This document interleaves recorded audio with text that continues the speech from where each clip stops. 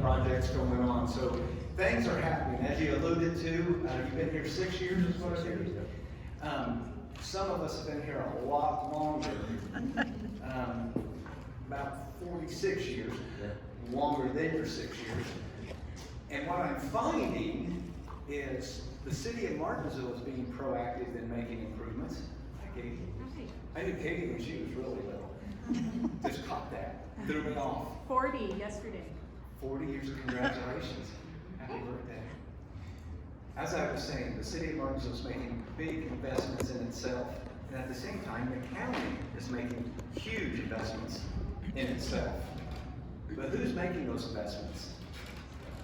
Not Don Adams, not Vicki Kivett on the board, not Bryan Collier. We are making those, the taxpayers. So we're doing our best to keep you informed of where your tax dollars are going. We're in the second phase of a $72 million multi-phase project. This phase is long overdue.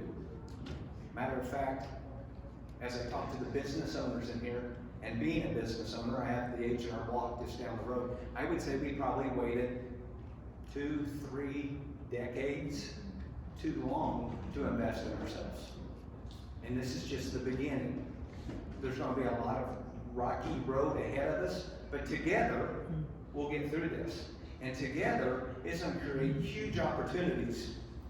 I would like to think that I'm not doing this project for Terry and Sharon Collier, who happen to be my parents, and they're above their mid-70s. I'd like to think that I'm doing this for Ella and Cooper and Colleen in the back.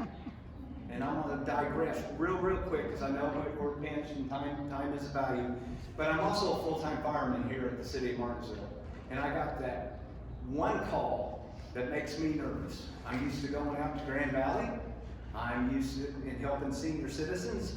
I'm used to going and helping on fires and on car wrecks. And I've done it long enough now, 18 years career, 10 years volunteer, going on 30 years, that in my position as captain, I'm the one to remain calm. But when you get called at 4 o'clock in the morning that you're having a baby, a birth, I get fired up. And the arthritis don't kick in, and I'm about that baby, we gotta go. And I walked in this morning, and she had already given birth. But not, I know we just had lunch, umbilical cord still attached. I mean, it's the real deal. The reason why I bring this up, I believe I get signs from love, and I often ask for guidance and forgiveness. And today, as in every day, as a representative to you, the taxpayers, I ask for forgiveness and guidance with your tax dollars. And as I was looking at this less than 5-pound baby this morning, just a little thing, I thought, there it is. That's why I do what I'm doing. I could be down the street doing what 3 people are yelling at me to get done. I could be at other places, but it's important. It's important to me because I have Brianna, Jonathan, and Molly. I have a Cooper, I have a Colleen, I have an Ella. And I think we all do, and we all have that responsibility as adults and business owners to pave the way and not wait 160, how old is the courthouse, 160 plus years old? And that's what we're doing. We're investing in ourselves. With my business background, years ago, 3 years ago, I became commissioner, and with the help of the other 2 commissioners and Josh Messmer, we brought in professionals that do this every day to help us with a game plan, a business plan on what would make sense. Now, we won't get into how a lot of information is spread out Facebook, out there, and it's wrong. It's just wrong. And we have to do a better job, as I get reminded quite often, to make sure that we're telling our story. We purchased 9 properties. Several of the business and property owners were happy, some were not. It was important for the Martinsville downtown area that we did this expansion here to keep the Judicial Center here in the county seat. Without that, without the capabilities of expanding, without the capabilities of having a place for not only our employees to park, but also the attorneys and everybody else that comes in and utilizes the facility, we were gonna have to move outside the city limits. And that would not be good for your downtown area. That would not be good going forward. When we finally have the city being very proactive in investing in themselves through investments and upgrades in the downtown area. One of the things that I was critiqued on was the timing. Construction costs went through the roof. Supply chain, COVID. It's a legitimate concern. And so that all of you know, I'm a tax accountant and a fireman. I have a liberal arts degree from Hanover College. I don't know what I want to do when I grow up, but at going on 54, I've decided I'm not growing up. With that said, I can tell you, the taxpayers and business owners, we evaluated the cost. Had we started this project that we started 3 years ago, had we started it 2 months ago, the projected cost would be $3 to $5 million more. Is this a lot of money to invest in yourselves? Yes. But by delaying, it would have cost us even more. And when I say cost us, that's higher taxes. We've waited too long. We have accessibility issues that can no longer be ignored. They were not to be ignored for the last 30 years. So we're addressing that.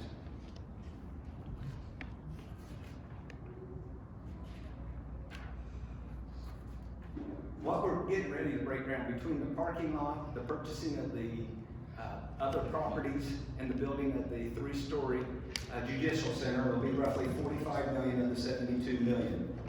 So it'll be around 72,000 square feet. And one of the questions that we get, do we need that much square footage? Yes. We have employees in this basement, the courthouse basement, and the old J.C. Penney Toner building, probation building in the basement. Our basements are not designed for people to be working in. The ventilation, the circulation, not proper. So they should have never, but we ran out of space, and that's where so we moved boxes, we moved storage, and we put people there. People should not be there. We're addressing that. We're gonna have more parking to help alleviate some of the problems that you have here in the downtown area. Phase 3, after we're done with this, which should be done spring, summer of 2025, we'll start. One of the other major concerns that I get approached as a commissioner, you know, and I always joke, if you know Bob O'Neill, he was a councilman for several years, local gentleman, and he used to say, you know, you're not going to do anything to that courthouse over my dead body. And I said, as much money as we're putting in there, Bob, that could be arranged. But anyway, that's between Bob and I. After this, we're going to upgrade the courthouse and remodel it for administrative offices. The courthouse will remain under county control. It's still part of the master plan, phase 3, but we need that space. But within that space, I tell people, in the first year I was commissioner 2 years ago, I got a phone call on a Saturday that there was a major water break. Superior 2 was flooding. So I went down there in my flip-flops and swimsuit because it was the summertime. And fortunately, because of the water break, and I was already in flip-flops and a swimsuit, it was about a 2-inch line. And the court had about 3 to 4 inches of water standing in it. And when I got up into the ceiling tiles and started popping them, I realized that it was galvanized pipe to plastic fitting to a copper line. Now, I didn't realize Hudson would be sitting in the front row, and I would tell you I'm not a plumber, but I know that you don't go galvanized to plastic to copper and not expect to have problems. Am I right or wrong? And it went everywhere. And guess what? That cost you, the taxpayers. That cost an insurance claim. Anybody in insurance here? Retired. Yeah, retired. Yeah, you turn in a claim and the next year you lose that discount. I'm insurance licensed, so I can say that. So it ended up costing you. So by investing in ourselves in the long run, I think we will save money. Save money. 3 to 5 million by starting 3 years ago and not waiting. With that said, I want to turn this over to Mr. Ratz. He's the lead architect on this design, and he will tell you a little bit about the specifics of the Judicial Center. So after knowing Bryan for 45 years, I think I've learned to go before him instead of after him. It's a tough act to follow. So this is a monumental project for all of us. You know, this is something that is changing Morgan County government for the next 164 years like it has at the existing courthouse. And I think one of the things that's most important is that, as Bryan's talked about, our courthouse is still remaining as part of Morgan County government. It is the iconic item or feature in our whole county, and that's what all of us remember. So just a little bit, you've seen there's renderings up here. If you've got questions afterwards, I'd love to take a few minutes and talk to you about any of those, any questions you have, or any of the features that are with that. So with this new building, it's going to be built just behind us, and it's basically going to be going from the south end of the existing parking lot to the north end, and pretty much taking up that whole area. What we're building there is going to be 3 levels. On the first level is going to be court services. Think of all the folks that Brian Foley and all the folks that are over the old J.C. Penney building, they're moving to the first floor. Also, Tammy Parker, the clerk's office, they are moving also to the first floor of the building. On the second floor, the third floor, very, very similar in design, is there's going to be 2 courtrooms and a hearing room and all the features that go with those on the second and the third floor. So one of the things is that, you know, we had a lot of meetings throughout the progress of the design, met with former judges, obviously all the current ones, all the users of the building to really develop what this design was. And the primary features behind it was to provide safety and security for the dignity of the courts. And if you've been over to the other courthouse, you can just see as you walk in, Sarah Duncan is judge, and as she walks from her chamber, she has to walk across the hallway in front of everyone, including inmates that are being delivered into the courts, both sides, and she walks then into her courtroom. It's just not safe. And it's not safe for the people that are in the corridors waiting there. So we've really separated the circulation from the public, the court staff, as well as then also as the incarcerated inmates that are coming to the building. It's really important in today's world of designing facilities that we do that, and that's something that's going to be very prevalent in your design here. The other thing, Bryan just briefly mentioned it, and I, you know, 30 years ago, President Bush signed an act, the Americans with Disabilities Act. We at DLZ, we take it much further than that. We look at it as more as universal accessibility. And with that, it's not just the folks that are in the wheelchairs or a walker, it's my 87-year-old mother also, that just needs an extra little bit of help to get around for whatever the situations are. So we look at both the users of the space as well as the people working there, as well as the visitors, is everyone, they have as good of an opportunity to be successful as they move throughout the facility as they can. One of the images that you see here is one of the courtrooms. We worked very long hours with the judges to make sure that we're defining all the technology, all the systems, all the spaces that they need actually into the courtrooms themselves. So one of the other things that, you know, I have the fortunate opportunity to get to work on a lot of these type of facilities throughout the Midwest. And when I got to come home to my hometown where I still live, is one of the things that we don't see in our existing courthouse is when you walk in, there is nothing in our courthouse like most other courthouses that's almost like you're here. There's the rotunda, there's a large public space like most courthouses have. And the opportunities that you could even host events like this in a space like that. So when you first come into the building, into the new Judicial building, inside Joe, I have to say, there's going to be what we call Morgan Hall. And Morgan Hall is a 2-story space like this, wide, long, that's going to also be able to tell the history of Morgan County. We've got opportunities that are in between these columns, these pilasters, that's going to start to tell the history of Morgan County, whether it's through photographs, through murals, through other types of graphics. It's something that we thought was important to be able to share with that. It's going to be a cool space, and I think everyone's going to see the dignity of that, but also then once you get beyond that, you go through the security checkpoint before you go into the building.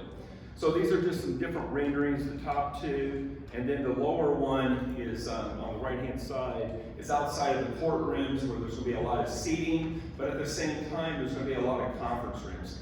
If you've ever been to court or in the courthouse, there's a time when an attorney needs to speak with someone before they go into court. So we've created a lot of spaces where there can be some privacy because there can be some very tough conversations. Hey, when you go inside, this is what's going to happen.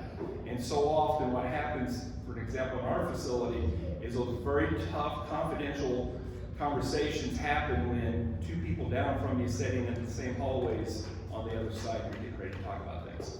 So those are just some of the images. We've got some other ones up here as well from that point of view. So we had, go to the next one. Okay. So we had the groundbreaking ceremony approximately a month ago. Well attended. It was a great day. Had a lot of great speakers. The next thing is this is where you're really going to start to see some changes. Okay. We finished up the parking lots. There's another one coming for a total of about 240 spaces that'll be serving this area.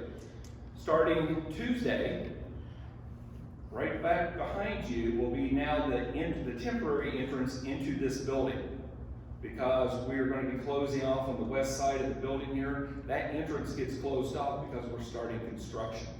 So also the parking lot out here, you'll be parking across the street in the new parking lot starting on Tuesday.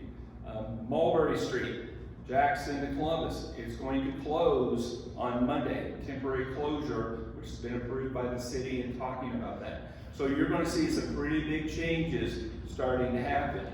Then over the next few months, you're going to see a lot of excavation, all of the asphalt's being removed, and we're going to start doing foundations. And then later in the fall, you'll start seeing the structural steel go up, and we hope sometime by January, February, is we'll have another event where we can have the topping out of the steel, which means the highest piece of the steel is installed, and if anyone is, we'll have a celebration for it. If you want to sign your name on it and stuff, it's a good public community event to be able to do that. And as Bryan talked about 2 years from now, the building will be done. The court services, the judges, the clerk's department, or the clerk's office, excuse me, will all be moving into that building. And then at that point in time, as Bryan talked about, Commissioner Collier, then we would start the renovation of the historic courthouse. So those are just some things about the project. If anybody's got any questions, we can catch up and talk about those. Can I come to Eric's left side because he was the left offensive tackle and I was tight end, so I would line up on his left side years and years and years ago. And it's hard to believe that we're up here today if you knew how goofy we were back in high school.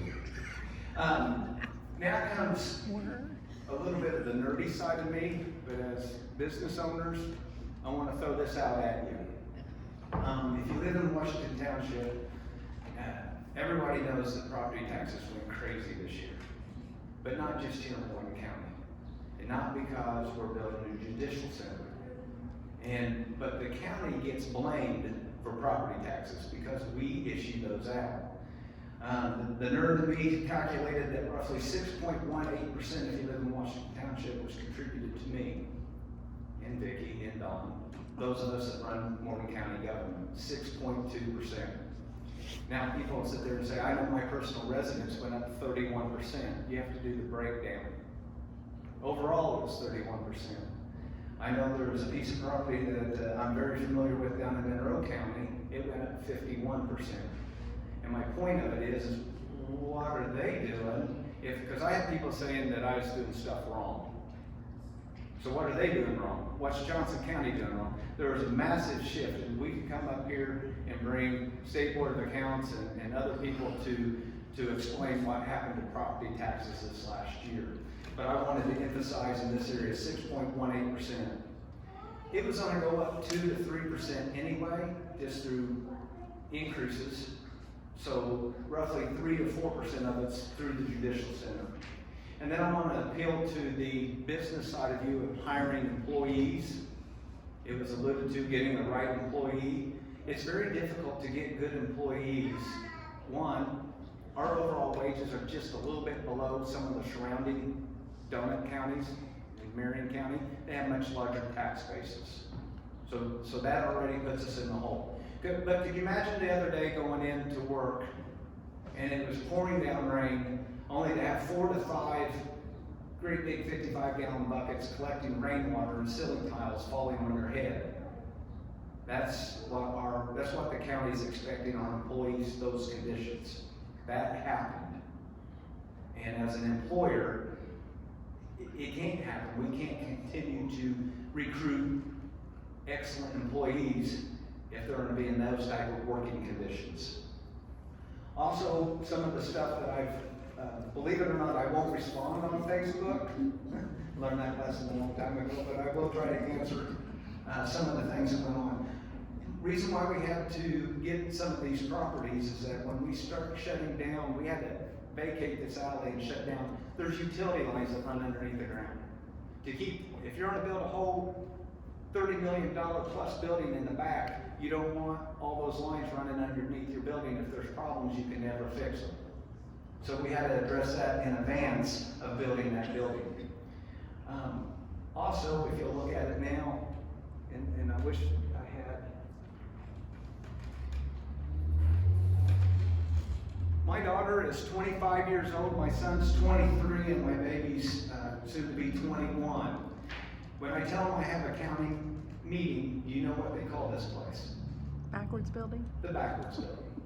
They don't know if it has a name, they don't know it's the admin building, this is the backwards building. But for the first time, after we're completed, I think if you look at this rendering, we're going to tie it back into the square. So we don't look as citizens of Morgan County quite as backwards as others would like to make us. With that said, and we alluded to a lot of things going on both in the city. I'm going to jump gears real quick. We'll answer questions on this, but I also want to bring you up to speed on a water study. I'm going to have Josh go over those. We are investing in ourselves. And I can't think of a better group than to invest in yourself. We work here, we live here, we want our kids to come back after they go to school here. We're investing in ourselves, and that's county-wide.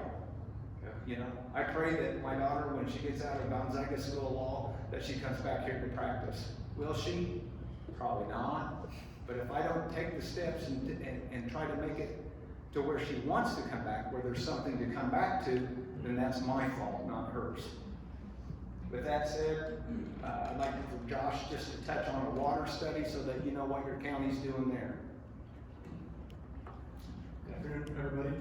There's a few other things I want to say about the Judicial Center before we move on to talk about the water study. First, I'm glad Vicki and Don are up here. This happened because we had people who were willing to invest in themselves, who were willing to do something that was unpopular and plan for the future and have a vision. And it was hard, but we surrounded ourselves with good consultants who could advise us. Where we ended up is nowhere near where we started. When we first started, we were going to do some light renovations on the courthouse. And as we started peeling back the layers of that onion over about a year and a half, we realized, why are we going to spend millions of dollars just to slap a Band-Aid on again? And that's when we started down this process of how do we put together a business case?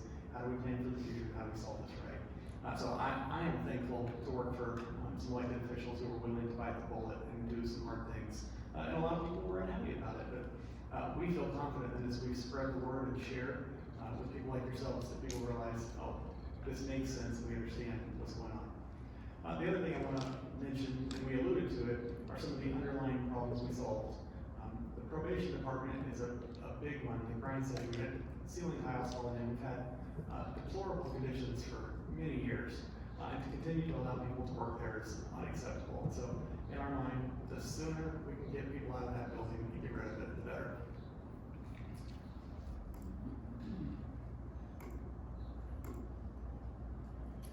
So, I hope a theme that you all recognize and see today from us, and this is what we want, is that we are looking to the future and we are looking to invest for tomorrow, for our kids, for our grandkids. those of us who are here already today, that ship is sailed in a sense. We need to be planning for the people who come beyond us. And a water study that we've hired Intera to help us with is part of that. Some of you may know, some of you may not. We already have utilities within our county that essentially poke a straw into the ground, suck our water out, and send it to other places in the state. That problem is about to get a whole lot worse. But one thing that we've never known, and most communities don't know, how much water can we send to other places? How much do we have? I mean, in all things, you know, your bank account, so much comes in, so much goes out. When it's empty, it's dry. It's no different with our water. There's a net amount of water that comes into our community, there's a net amount that goes out. If we use too much of it, we don't have that asset or resource for anybody else. Some places, like Boone County, are already experienced that. They have hit their max capacity, and they are focused on spending millions and millions of dollars to start stealing it from other places. Morgan County is one of the places that's being looked at. Tippecanoe, Wabash River is one of those places. And so if we don't start planning for that now, we're not going to be able to stop it whenever it gets here. One of the ways Bryan put this in a meeting not too long ago was that if we had gold underneath us, we would do everything we could to stop people from stealing it. If you look out west, water is a valuable commodity. It may not be priced the same, but it's much more dear and valuable to our lives. So this is a $1.2 million project that will study our water table across the county. It's not just the main aquifer portion, but all the way throughout. Here's an example of a sensor that will go in people's wells. We're going to be working with water utilities to get their data, but we need volunteers from our county who can say, hey, I'm willing to let somebody study my water. You can get a dashboard where you can see in real time that information, but then it all feeds into our consultant, so they can build a 3D model of just what does our water capacity look like. You know, if a water company turns on their well, how long does your well take to replenish? What's the implications of that for economic development? If we have a part of the county that doesn't replenish quickly, we can't recruit people that are high water users, or everybody else is going to start losing their wells. And so those are the types of things we hope to figure out with this. Where can we put high water users? How many of those people can we support? How do we make sure that we have water for our communities for generations to come? So if that's something you're interested in, by all means, spread the word, talk to me. If you're interested in signing up yourself, if you know friends and family, we want to get the word out as much as we can. We do have information both about the Judicial Center and this water study under the Commissioner's part of the website now, so you can point people to there.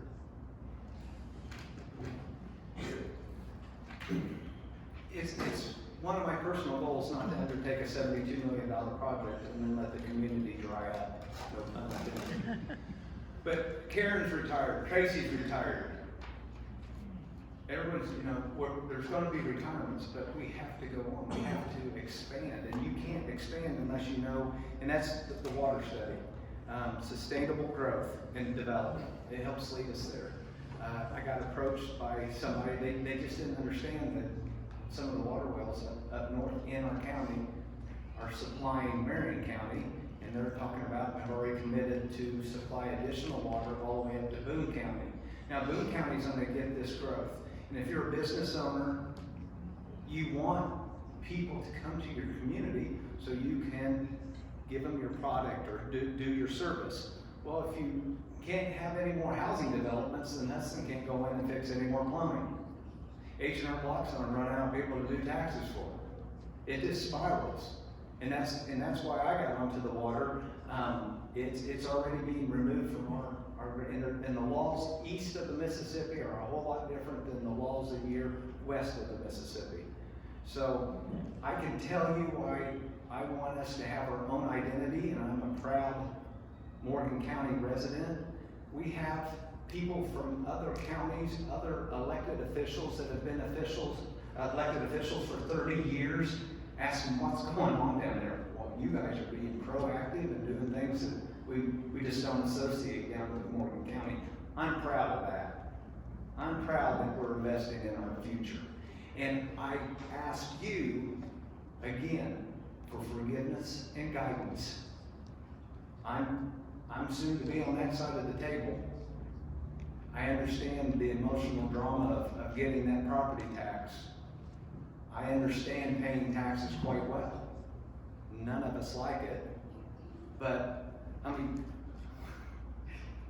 as a county commissioner, I do not pay Morgan or Main Street. That's the city. And I've already received several phone calls on how I can let Milestone mill the road down and am I gonna pay for tires? What I decided to do on a sidebar is we tried to help our employees by giving them classes and things to improve themselves. I'm thinking about starting there with civic classes. Because I think there's just a whole lot of our fellow citizens that slept through government class. For the record, Morgan and Main and Morton, that's all being done by NDOT. That was part of the deal made to replace the road that they kind of, messed up a little bit during the detour for 69. Which was good. We So capitalized it is on good, that. and it'll be wonderful to have it done.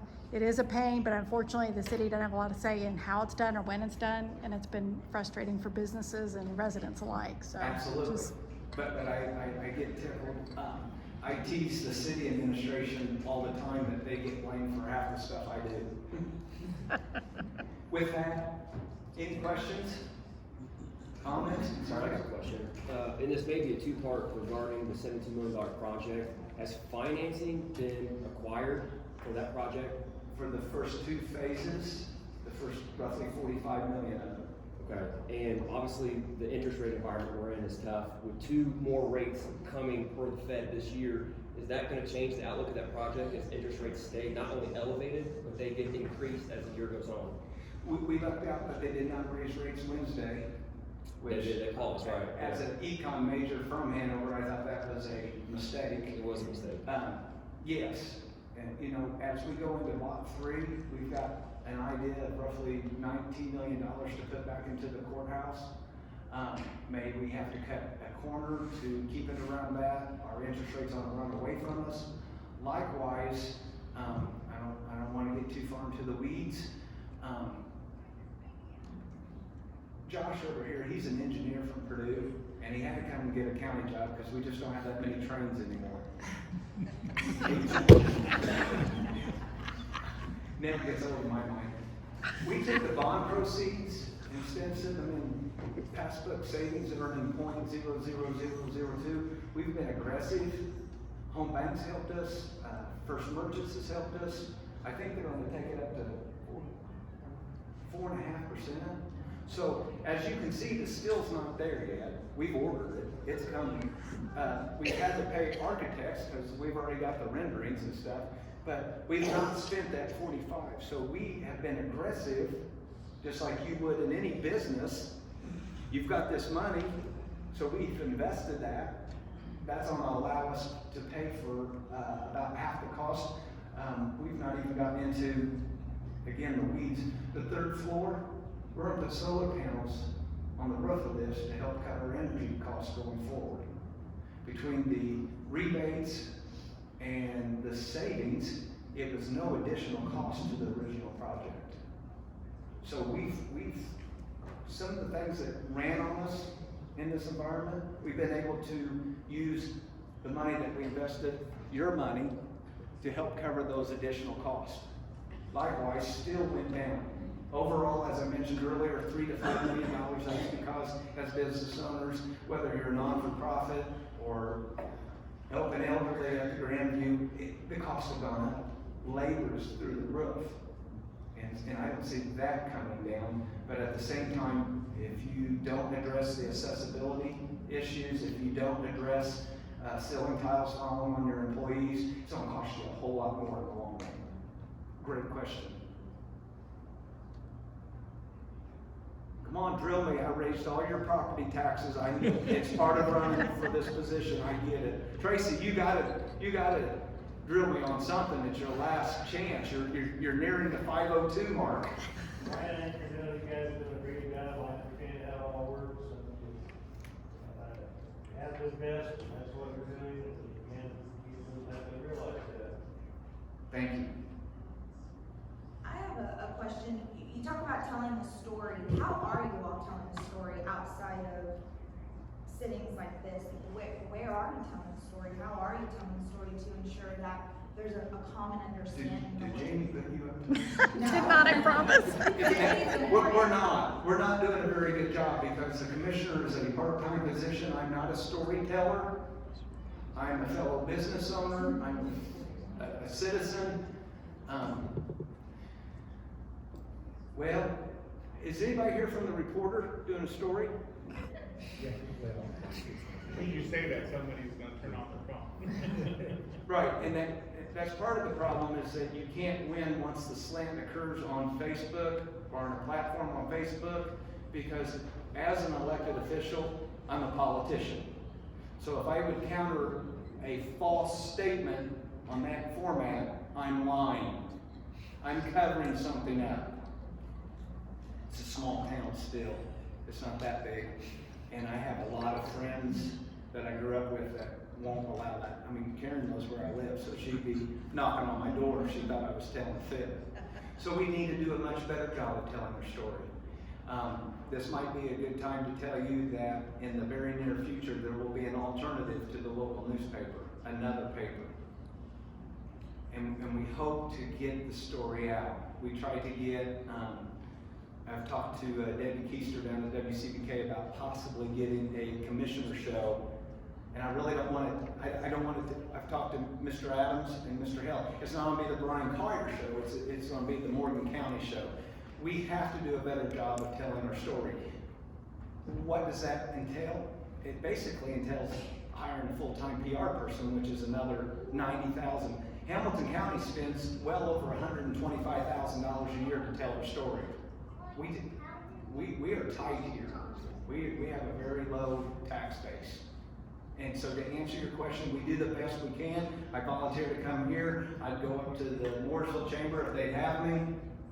I go to the Kiwanis. I go wherever it is because I'm a citizen first. And my business is here. I hope my children come back here. And at age 54, I left and made it all, after I left Hanover, I made it all the way up to Mooresville for 3 years. And then H&R Block. I'm not planning on going anywhere. I'm not going to be a snowbird. I'm here. And that's why whenever I do anything, I'm up front. I'll tell everybody what I'm doing and ask for forgiveness and guidance. Excellent question.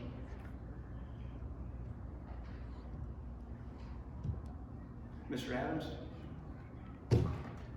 Thank you. Your name's on the note too. I think that the opportunity for you people to visit with us anytime, we've got, we always welcome. And we're glad to see some of the changes that are occurring with the newspaper that's coming. And I'm just grateful for organizations like the Chamber here and the Chamber of Mooresville. And I will say, between now and our next meeting, we've got a county fair coming up, and be sure and go out there because the newspaper is going to be making some presentations out there, and so you can see what's available. We're really excited about getting the word out. We were kind of missing it. So, thanks for those who are involved. Ms. Kivett?